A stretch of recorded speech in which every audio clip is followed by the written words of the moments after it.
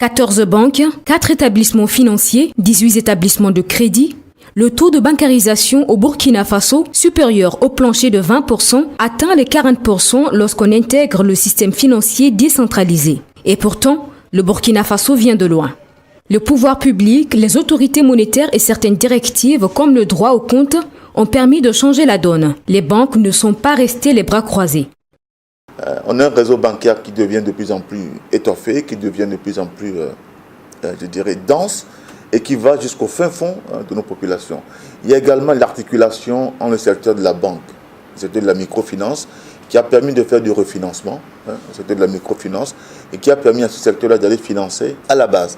Il y a également le fait de tout ce qui est innovation bancaire. Vous savez qu'aujourd'hui, les banques portent une innovation bancaire en termes de digitalisation, en termes de mobile banking. Nous avons ce qu'on appelle les banques mobiles, pas mobiles sur les portables, mais les banques itinérantes.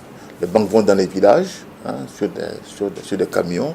Les gens vont dans les banques et se disent, mais finalement la banque, ce n'est pas un château, c'est un service que nous offrons à nos populations. 290 points de service, 334 points de GAB. Renforcer l'accessibilité géographique n'est pas le seul défi pour améliorer le taux de bancarisation. Les coûts financiers sont aussi à prendre en compte. Des efforts ont donc été faits pour proposer la gratuité de certains services aux usagers.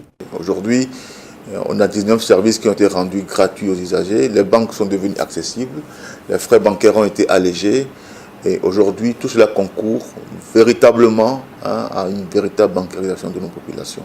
Nous sommes en train de rendre les banques beaucoup plus accessibles, beaucoup plus humaines. Si vous voyez aujourd'hui les banques en termes d'architecture, les guichets bancaires c'est des portes ouvertes. Malgré ces efforts, certains secteurs peinent à connaître une vraie prise en compte. Pour le réseau des associations de l'économie informelle du Burkina Faso, même si l'État tente quelques initiatives, les limites demeurent notamment avec la réalité des exigences bancaires.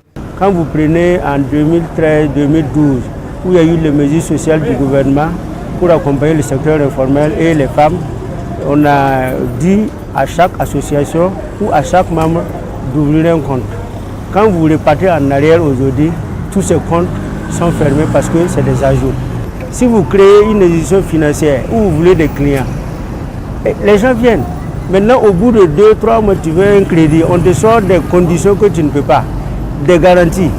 Tu n'as pas un PIH, tu n'as pas un titre foncier, mais tu n'as pas un salarié qui est prêt à dire que non, j'ai mon compte dans telle banque. Même nous, en tant que dirigeants d'association, nous avons ce problème. Vous partez, vous ouvrez un compte au nom de l'association. La banque va vous demander d'ouvrir aussi des comptes individuels au nom de vos membres. Mais si tu amènes un de tes membres à ouvrir un compte en banque et qu'au bout de 3 mois, il ne peut pas gagner le crédit, tu deviens quoi? Ça, c'est un problème.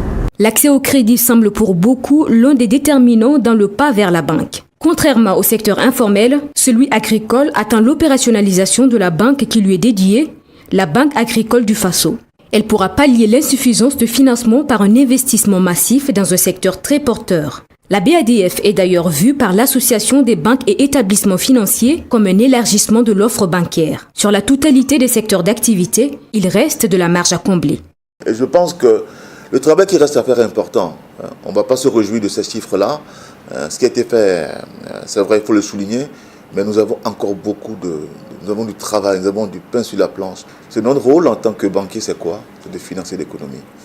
Dans nos pays qui sont des pays en voie d'émergence, c'est de permettre véritablement une inclusion financière, permettre véritablement à tous d'avoir accès au crédit pour pouvoir se financer, pour pouvoir épargner, pour pouvoir vivre, pour pouvoir travailler. Et au sein de la PB, nous y travaillons.